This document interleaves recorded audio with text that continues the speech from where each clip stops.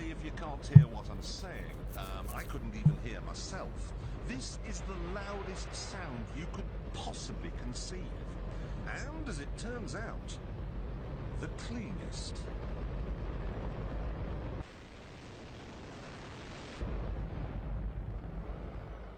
Now, the most amazing thing is that that cloud up there, which was generated by the engine, is just a mixture of hydrogen and oxygen. It's water vapor. And in about an hour's time, someone in Mississippi is going to get wet washing. It will actually rain. I told you. It's raining. That's unbelievable. Oh. NASA's playing God. It's making its own weather. Oh no. What you think about that? About a fucking weather machine? I'm sure a lot of people don't even know about that. What do you think about it? So with that, do that mean like it's just normally supposed to be hot everywhere 24/7? Because like they obviously controlling the weather. No, that's man-made weather. That I don't think they've always been making weather. Okay, so now that's gonna be, say there's a drought or something, then they can add some water in there. So go ahead, finish your take on it. So that's basically because when I went to Woodman's, the grocery store, and they got a farmer's almanac, and it's telling you the weather for every single day of the whole next year. So do they know that just because they're gonna false the Alter it. weather? Possibly. I mean that's possible. If they got a weather's on almanac and they can predict the weather now, maybe they got a algorithm cycle type of thing where they can put some numbers in and calculate it, or maybe it's because they dictate it with the weather. Because I know on like weather apps they only show like a week or a month, yeah. but not a full year. Well, it's because the weather changes. Like legit weather will change. It's not unnatural. But unnatural weather, it comes out whenever they say. And that farmer's almanac, it was given like a 5-degree range.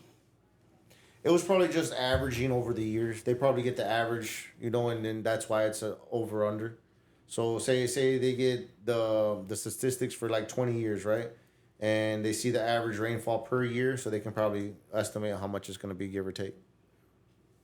With the farmer's almanac per se, I would say that's probably what they average it off of. They go off of like a 10-year basis and how much it rains within those 10 years, and that'll be their average per year. I should have got that book to see if it was like the weather actually met with that. I mean, that's the only way to really check, is to see. What do you think about it, Dempsey? Yeah, about the weather machine? Yeah, that's some fucked up shit. Think they're giving you fake snow, fake rain, Yeah, definitely. fake thunderclouds. That hail today looked like some fucking. You see that fake snow? The hail from today looked like some shit that be in the boxes. You said that's why the snow don't be Styrofoam. melting when you put a fire to it. Look like some styrofoam stuff. All right, so my take from it is there's real weather, there's real rain, there's real snow, there's real all that, but there's also that machine that you just seen. Yeah. All right, so now I forget what president it was. I think it was Eisenhower. It was one of the old presidents. He said whoever controls the weather will control the world. Why do you think he said that? Because they're obviously controlling where the money's going to go. Well, if you control the weather, you can drop a hurricane on somebody. You can drop a tsunami on somebody. You can put a natural disaster on somebody, and it won't even have to be a bomb. So you can literally dictate what you want. If you have this ultimate power, there's no longer fearing a bomb because you don't have to hold nobody accountable no more. So now if you can put a tsunami or like a tidal wave on somebody, like in Malaysia, I think that's where it was, where like it got flooded over there, and a lot of people died. I think it was like something like thousands of people died. Now imagine if a place like that, like NASA, created a tidal wave like that and killed all those people to prove a point. to show countries like, I mean, I think shit like that is possible. When a president says that the country that, or the people that control the weather will control the world, you better believe it. And then now that you see all NASA got these fucking weather machines, that was old. That video looked like it was maybe like 10 years old, maybe more. So imagine what they got now. The snow looks different than when I was a kid.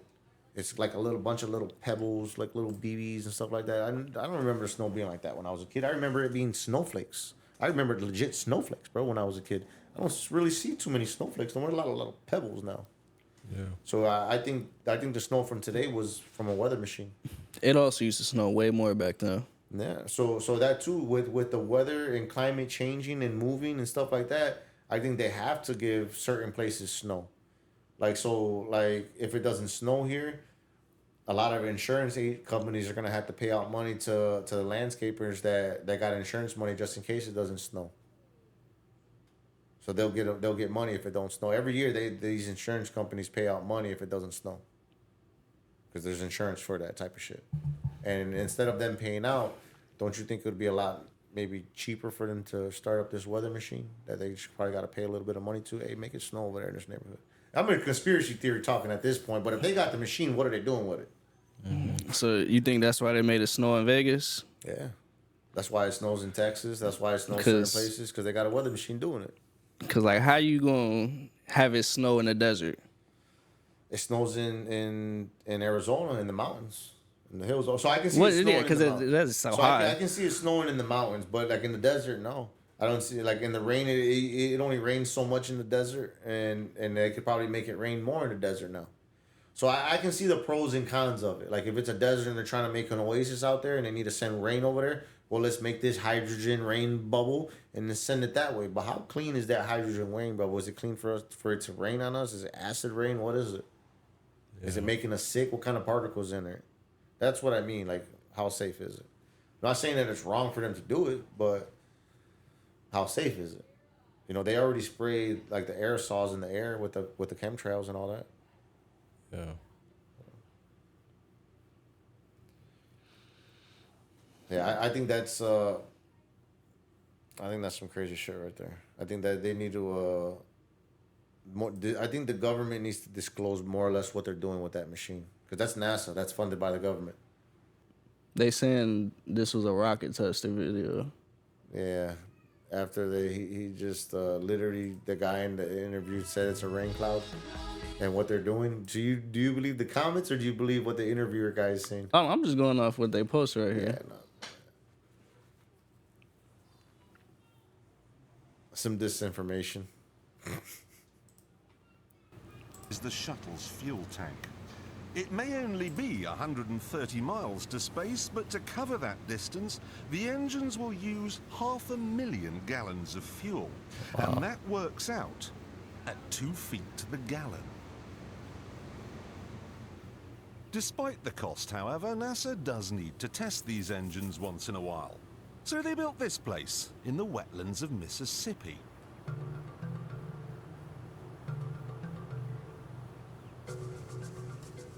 The first thing they installed was a huge loudspeaker, through which they played white noise to simulate the sound of a rocket. They then sent a number of trucks in different directions out into the wilderness, and the drivers were ordered to stop when the noise levels became acceptable. This gave them an imaginary boundary line, and anyone living on the inside of it was offered a simple choice. Stay, and you'll never hear another television program as long as you live. Or take the NASA shilling and get out. Pause it. No one stayed. Did you hear what they did? They forced everybody out through fucking sound warfare. Yep. That's fucking wild. And so, I mean, they obviously paid them, but still they forced them out. That's crazy. Well, man, I'm staying there till that check good. I mean, they paid them. I'm pretty sure they paid them, but still they forced them out, bro. That's crazy. And NASA ended up with exactly what it wanted. 125,000 acres of nothing. They wanted to make sure they can do all the testing they wanted with nobody to fuck around with them. They even had to move 5 cemeteries because the noise they were planning on making would wake the dead.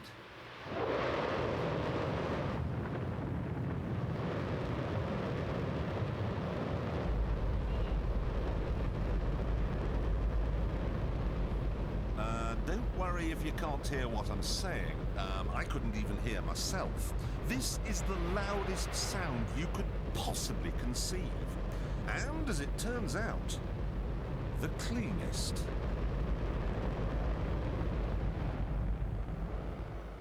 Now, the most amazing thing is that that cloud up there, which was generated by the engine, is just a mixture of hydrogen and oxygen. It's water vapor. And in about an hour's time, someone in Mississippi is going to get wet washing. It will actually rain.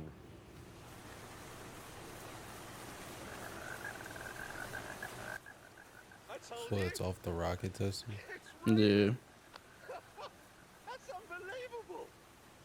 Oh, NASA's playing God. It's making its own weather. I mean, they also could have just called it a rocket tester instead of a weather machine. Yeah. Right. But it's a weather machine, man. You can see it. I'm pretty sure they're able to do other things with that too now. At this point, that was years ago, 14 years ago. Well, just imagine what they're doing now. Drop me a follow on Twitter, Mike Vick 1989. Yes, sir. Dump the Pimp on TikTok. Check it out. Instagram, anything for Key. We out.